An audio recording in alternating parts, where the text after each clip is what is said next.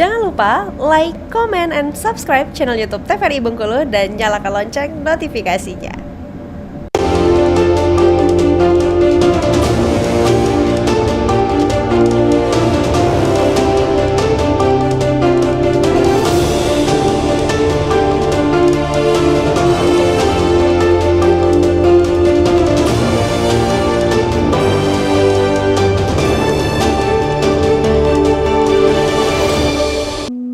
Assalamualaikum warahmatullahi wabarakatuh. Halo pemirsa TVRI Bengkulu, apa kabar Anda? Semoga selalu dalam keadaan sehat dan tetap semangat dalam menjalankan aktivitas hingga saat ini. Senang sekali saya Afriko Zuhri kembali menjumpai Anda tentunya dalam program Rendo. Seperti biasa kita akan membahas tema kali ini berkaitan dengan makna di balik kemerdekaan. Namun sebelum itu pemirsa saya akan perkenalkan terlebih dahulu narasumber kita yang sudah hadir di studio TVRI Bengkulu. Kali ini sudah ada Pak Asep Topan, akademisi dari Universitas Bengkulu. Assalamualaikum Pak. Waalaikumsalam. Gimana kabarnya, sehat? Baik Mas Riko. Baik ya. Gimana? Tadi beraktivitas seperti biasa di kampus ya Pak? Iya, udah mulai lagi masukkan mahasiswa. Baik, terima kasih banyak sudah hadir di Studio TVRI Bengkulu. Sama-sama. Dan pemirsa TVRI Bengkulu juga hadir kali ini di Studio TVRI Bengkulu, Ridho Herjuni, ini perwakilan dari Tokoh Pemuda. Assalamualaikum Ridho. Waalaikumsalam. Gimana kabarnya, sehat? Alhamdulillah sehat. Alhamdulillah ya, sudah lama kayak kita nggak berjumpa nih ya, ngobrol-ngobrol. Terima kasih banyak sudah hadir di Studio TVRI Bengkulu. Dan seperti yang saya sampaikan di awal, kita membahas tema kali ini berkaitan dengan makna di balik kemerdekaan. Dan memang benar pemirsa, saat ini kita tengah merayakan kemerdekaan Republik Indonesia yang ke-79. Merdeka ini artinya bebas. Namun bagaimana makna sesungguhnya dari merdeka? Apakah hanya sebatas bebas melakukan apa saja jika kita mengingat bagaimana kerasnya perjuangan para pahlawan kita untuk memerdekakan bangsa Indonesia? Baik, kita akan bahas bersama dalam tema hari ini, makna di balik kemerdekaan. Baik, kalau bicara soal kemerdekaan nih, Pak Asep, kalau dari Pak Asep sendiri nih, merdeka ini apa sih sebetulnya definisi dari merdeka gitu? Oke, ya makasih Mas Riko. Sebenarnya ya kalau kita lihat tentang pemahaman umum ya, yang merdeka itu kan terkait dengan masalah kebebasan, berdaulat, gitu, menentukan dan sebagainya, situasi kondusif gitu. Tapi kemudian kalau dilihat katakanlah secara sosiologis ya, artinya kan justru kemeriahan mempengerti kemerdekaan luar biasa itu, benar. Menjadi sebuah ritual nasional kan itu kan ya, dengan berbagai atribut dan sebagainya.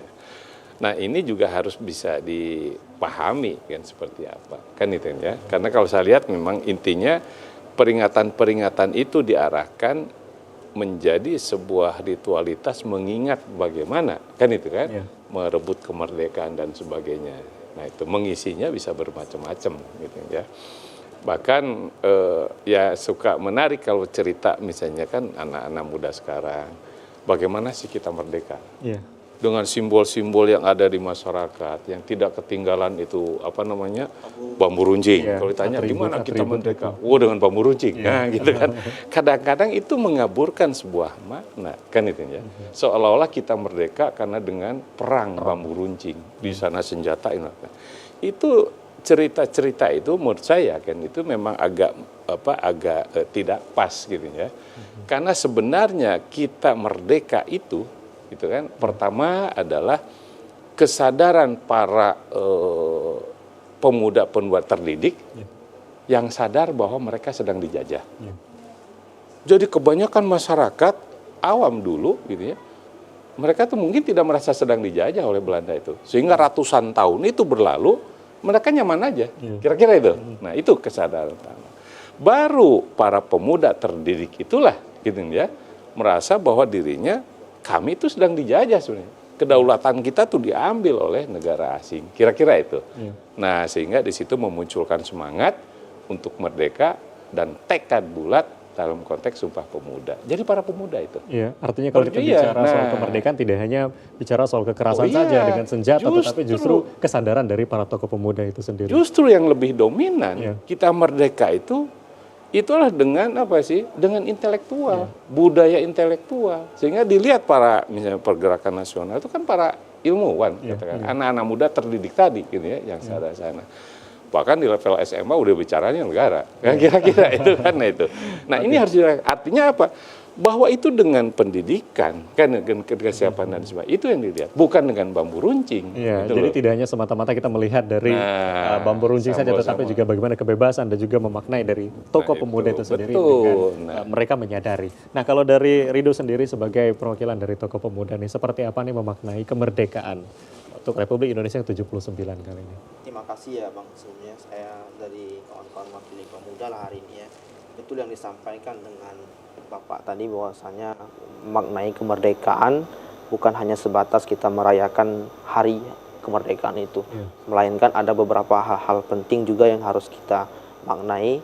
Ya, kemerdekaan tidak sebatas perjuangan para penjajah terdahulu, Bang, para perjuangan para pemimpin terdahulu, tetapi bagaimana kita selaku anak muda di zaman yang sekarang ini kita harus mampu menjawantahkan pemikiran-pemikiran cita-cita kemerdekaan dari pendahulu kita itu.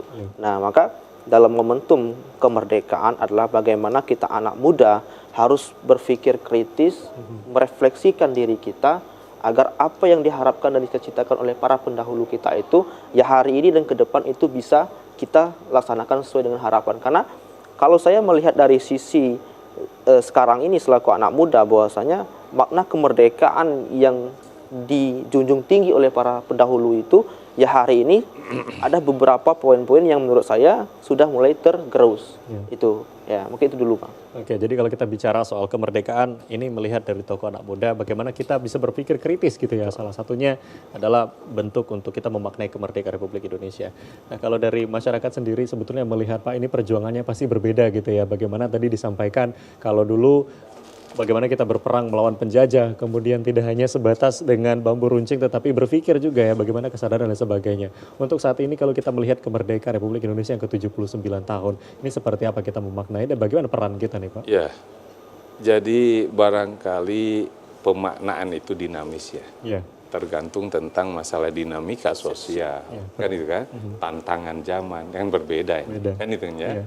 Nah, tahun-tahun awal kemerdekaan seperti apa, terus kita berproses bernegara kayak apa. Nah, sampai ke titik sekarang seperti apa sih kan tantangannya dan harus bagaimana kita. Nah, kalau tadi dilihat bahwa tantangan ke depan itu bukan lagi kemudian mengenang tentang masa-masa perjuangan, berbeda lagi nih.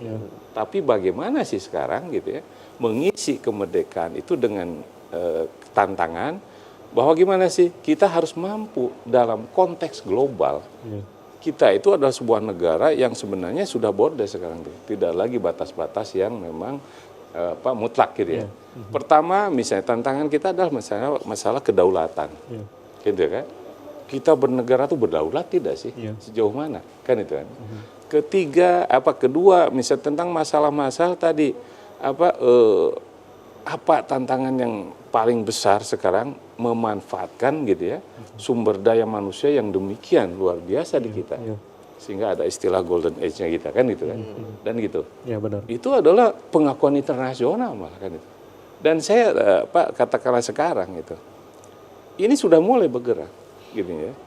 Bahkan sekarang misalnya kan harus para pendidik bukan aja mahasiswa kan itu, termasuk guru, dosen dan sebagainya, institusi pendidikan juga harus mulai memformulasikan, mengevaluasi secara keseluruhan kayak apa sih. Jangan sampai terjebak kita kaum muda gitu ya, banyak diisi oleh para terdidik, tapi kemudian lepas dari kebutuhan-kebutuhan untuk mengelola. Contohnya misalnya kan, beberapa waktu yang lalu sempat ada semacam gugatan dari dunia industri kan dan dunia usaha. Kenapa? Banyak sarjana-sarjana kita itu katanya kan belum siap gitu loh ya. Nah, bukan salah mahasiswanya berarti, tapi ada pola pendidikan yang tidak pas gitu. Kita 80% itu mencetak sarjana itu akademis, ilmuwan, sementara skillnya ketinggalan, kan itu kan. Artinya kalau kita melihat dari kemerdekaan ini menjadi tantangan untuk kita bersama. Dari masa ke masa ini tantangannya berbeda. Gitu nah ini yang harus diisi. Benar. Kita akan break terlebih dahulu, nanti kita lanjutkan kembali. Dan pemirsa jangan kemana-mana, kami akan kembali usai jeda pariwara berikut ini, tetap di Berendo.